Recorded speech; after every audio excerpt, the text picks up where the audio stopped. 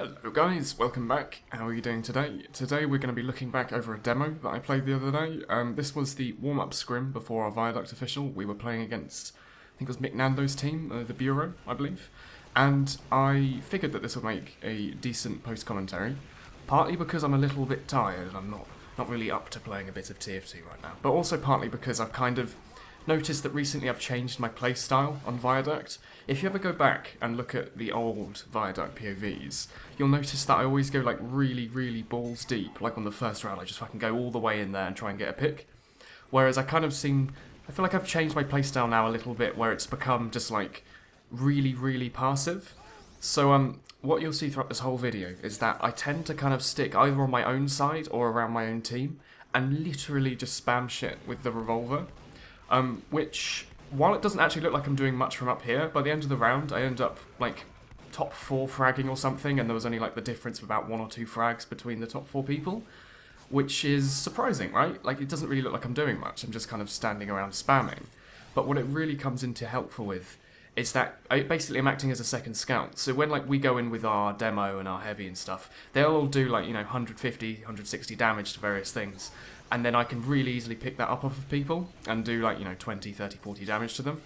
So that's entirely what I'm doing here. I'm just going for, I'm going for basically cleanup frags, which is really good. I think you don't have to be always on the ball getting getting the backstabs and everything yourself. If you can just get cleanup frags, sometimes that can be like the most useful thing you can do for your team, because it's always much easier to do. Like, as a preface, I did mention this in the description of the Viaduct POV, but prior to this this scrim, I bought an i7. I waited all week for it to arrive. I waited all day for it to arrive. Spent half an hour taking apart my water cooler, cleaning everything, and it was the wrong slot. It was an 1155, and my motherboard's an 1150, which I didn't realise was I didn't think that was a thing, but apparently it was. So I was a bit sad about that. But so I had to reinstall my i5 that I normally use, and I think I broke something, because I was thermal throttling at about 100 degrees centigrade. So I was playing this whole scrim on about 30 frames a second or so. Every now and then it would go up a little bit, but it was absolutely atrocious. You can actually watch in the POV, there's some points in time where it just completely stops, like it freezes, which is unfortunate. So, hopefully that'll explain a couple of mix-ups that happen here and there. Probably because the person hadn't actually rendered on my screen yet, or I couldn't move my mouse.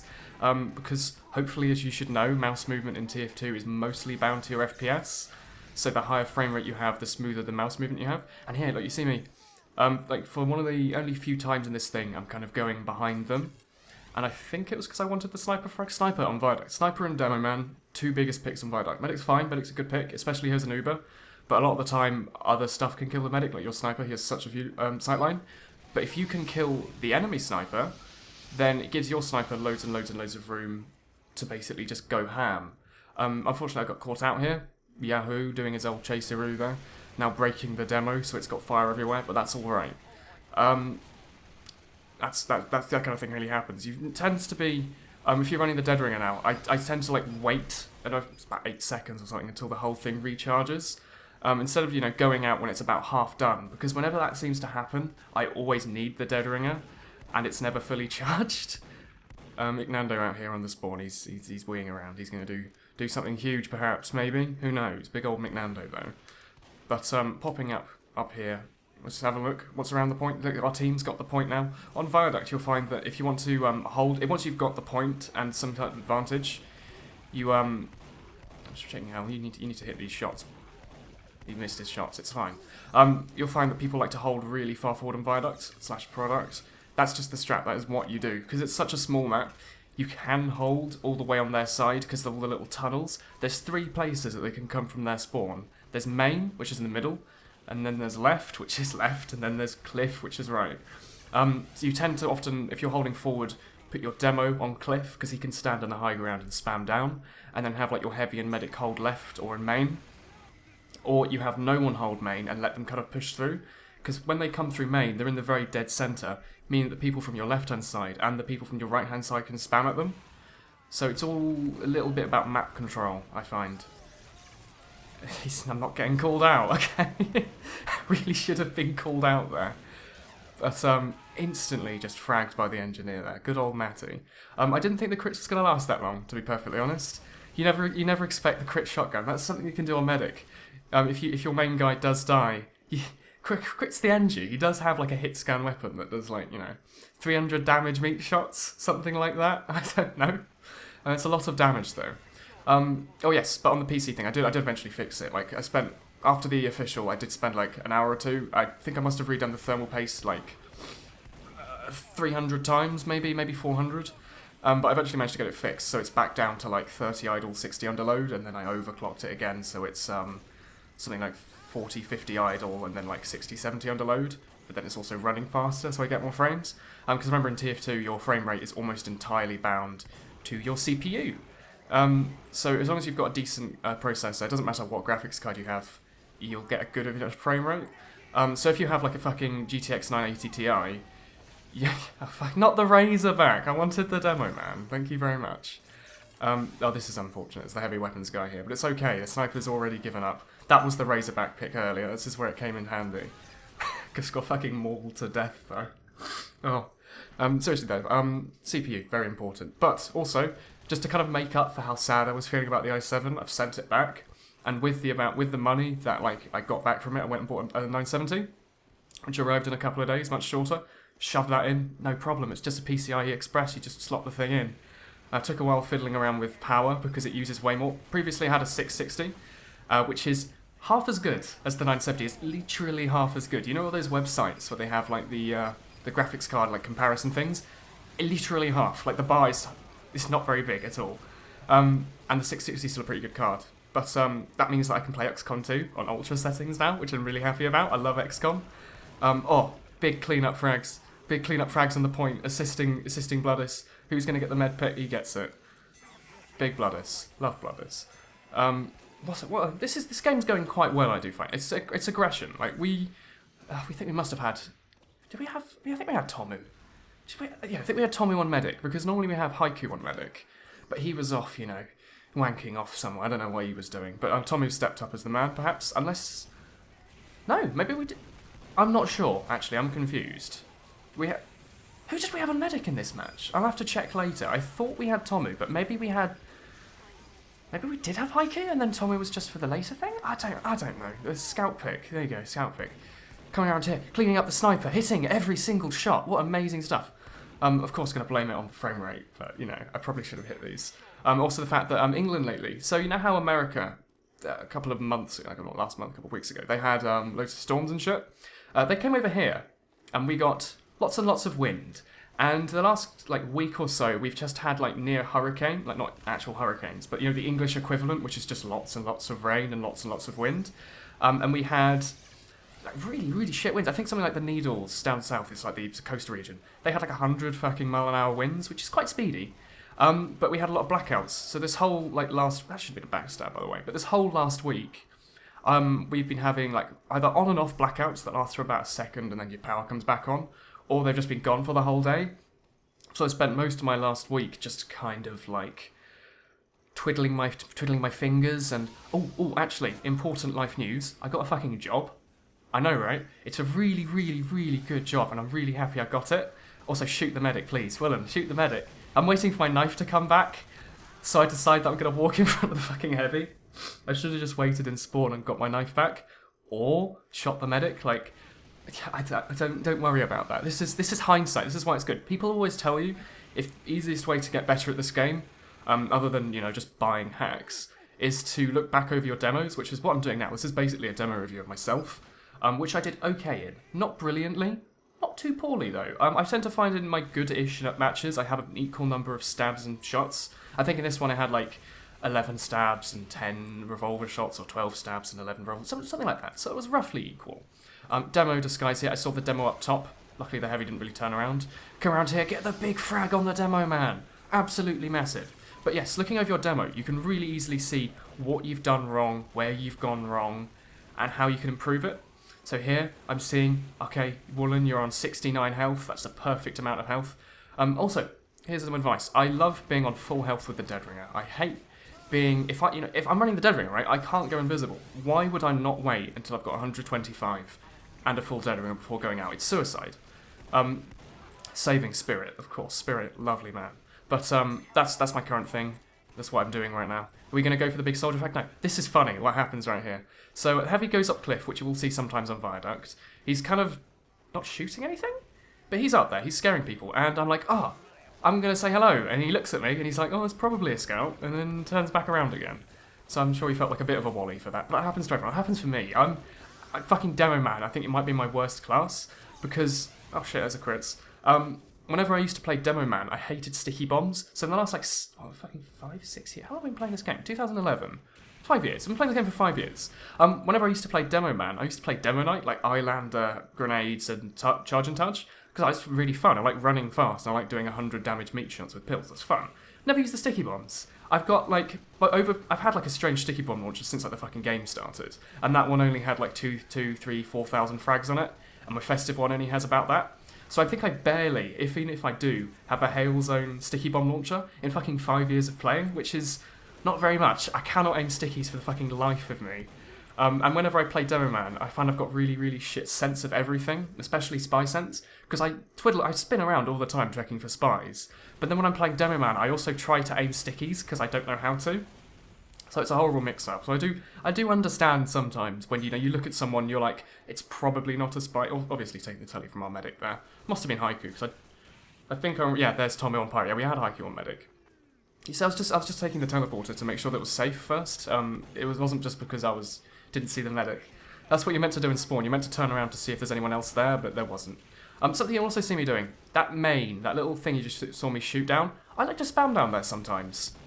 I'm not aiming at anything particular, I just like to spam in there, because sometimes I'll hit something. There's the medic! He's so lit!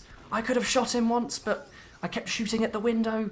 It's okay, the window, that window's going to need repairing sometime soon. They're going to need to go to, auto glass repair, or whatever that website was. They need to get that glass fixed sometime soon.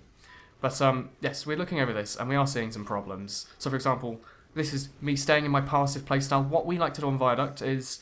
It's actually faster, remember, in TF2 if you let them cap and then recap after them, because, otherwise you have to wait for the cap to go down and then, wait for the cap to go down and then recap it yourself. So if we kind of lose a couple advantages, lose a couple players, that's McNando, I thought that was the Pyro. It's just McNando. What you'll see, what we like to do is kind of just give them the control point. It happened in the official. You did hear it a couple of times. But we'll kind of give them the point and then we'll push back on with full crits or full Uber and full player advantage, and we'll try not to lose anyone. What I've noticed, whenever I've merked for gold teams or high teams, what I've noticed with the slightly not as statistically sound teams do, is that they'll just kind of suicide one at a time at the enemy team. And if you're going to suicide, that's not a bad strat. You can suicide at the medic, and that's a thing you can do. But if you're going to suicide at the medic, you send 2 or 3 people in at once, or the whole fucking team. You all just wallop on that medic. He's so lit. What's going to happen? Oh-ho! Revolver! Oh-ho! I could have been using the ambi, but, I can... It's the revolver. It's nice. It's nice and easy to aim. But, you're given the thing, and wait until you've got an advantage. Advantage on this map involves having a demo and a sniper. If you've got a demo and a sniper, you can deal lots of 150s, because the sniper's got a huge fucking sightline, and your demo man will just scare people off with his sticky bombs. Also, this is I remember this one, because we did have Tommy playing. What I noticed he did sometimes, as Pyro, was just run at the medic. He wouldn't necessarily get the frags, but sometimes he'd scare the shit out of them, and they'd leave. And just literally off one Pyro running at their medic, we'd win the point. Because the point gives you a small height advantage and shit, and once you're on the point, people tend to back off and wait. That's what we do as well. But if you can get them to back off, that's a really good idea. The easiest way to get someone to back off is to have a really good sniper up, and then people will be like, I don't want to go in his sightlines. Sometimes they get a little bit cocky though. They're like, oh, he's probably not that good. I'm going to go walk out into his sightlines. And then, Spirit just goes fucking massive and, headshots everything and a few willy shots here and there to, reduce their confidence. Here we are, we're holding forward. So watch this forward hold. We have a heavy and a demo man up there on China. China's the spot you'll see snipers standing where our heavy just was. And we had, I think, a soldier and a scout on the right, and we got scout on the point now. Tomu, I might have left him there to die, but it's okay. But then, I think once we started to lose our advantage a little bit, we kind of pulled back a little bit. Yeah, here we go. Big drop-down plays. I missed. It doesn't matter if I miss. somehow missed that backstab on the demo. Should have at least done like 40, but that's okay. We do not fret about such things. Popping back around here, Pyro's doing the old chaseroo. He's proper chasing, he is. But it's okay, we just run up to the point and just run away and then get shotgunned. Yahoo! He's a fine Pyro, but not calling names. But one thing I did notice in this whole game was that he chased me like a lot, but he only got like 4 spy frags, whereas our soldier and our demo from spam kept getting their medic. I think in that situation there where the Pyro chased me, I think Callum jumped their medic, our soldier, and he just got the frag because there was no Pyro there to reflect. So that's something I remember Steve, I think it was Steve Panda, I've talked about this before, but he said on Viaduct, just stick around your fucking combo. The spy's going to come to you, he's going to come to you then. If he's not going to come to you then, he's going to play gun spy, and then you're not really going to be able to do anything anyway, because you're a Pyro, and he's got an ambi and a spicicle, and if he's good, he'll shoot you, if not, he'll run off with his dead ringer. Don't bother chasing the spy half the time, it's really not worth it. Like, oh boy, you can get the spy pick, but the spy pick doesn't mean anything if he's not going to get any frags for about 20-25 seconds, while, another class can just jump in and get the frag anyway. Oh shit, what's going to happen here? Ooh, precarious plays here. Butter knife fucking medic dropped. Oh, what's happening? It's frozen. That's fine. Do not fret.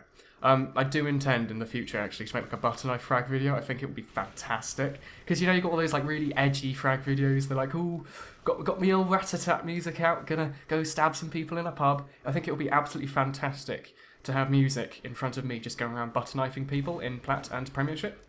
Because I do have a clip where I butter knifed Chess Club's medic to death to a drop. From full health, which I think was pretty funny. Also, another thing you'll notice me doing, and I've talked about in the past and will always talk about, mini sentries. You can shoot them from any range and do 3 shots to them. If you're using the ambi, it's sometimes 4 shots, but it should mostly be 3 shots. You just fucking take them out. If you can take out those minis, your Pyro, your Scout, your NG, your Soldier, they can do shit. If that mini's up, it will fuck up your Soldier's rocket jump. Sometimes it'll kill him. Your Scout can't do anything and go forwards. Yes, that soldier, you see the sniper up there on the top left? That place is called Japan, okay? These are the calls. Big trick stab! This was 100% intentional, of course, but I kind of somehow managed to jump over the Pyro's flames with the spicicle and backstab the... missed the medic pick. Shoot the engine. No. Okay, I was thinking here, this is another thing I wanted to look back at. This is why it's good to look at demos. Here, those 2 people were on 33 and 70 health. I could have just hit 3 shots there and gotten 2 frags. Instead, I waited for my dead ringer to pop back up, and you could see it was at about 90% recharge. It would be like a couple seconds or so. I should have just shot them. This is why I need to look back at these things, because I'm noticing that I used to be. This is the passive thing, but I kind of used to just who cares about my life? I'm just gonna go ahead and shoot shit, and I've kind of just become a pussy now, waiting for my dead ringer if I'm not full health, trying to run off. Because I think that's a good strat in most situations, but situations like that, where I could have gotten 2 frags, that's worth my life. 2 frags a life on Spy. That's nice. Oh, here, watch. What, does that sold? Yeah, look, in the kill feed, you see Menti gets Leo, that's the medic. He just spams the medic with stickies. You can just airblast those. They're quite slow, you can airblast them, but since the Pyro chased me, they got the pick. That's a strat. This is a legitimate strat that I like to pull on Pyros that like to chase, which happened all the time a couple of seasons ago when I played high. The Pyros like to chase. When you're about to go in for a push, you run behind them, and you decloak kind of loudly and shoot the Pyro a couple of times, and he'll chase you. And then you get your soldier to jump in and scare off the medic, and then you push in with your team. This is a legitimate strat, because the Pyro is he sits there to exist to prevent some spam, which can prevent some kills, and the demo's over. But anyway, pulling off the Pyro off the team lets your team get some nice spam kills. But that'll be all for the demo today. I'll see you all next time. Have a good day. Goodbye. No.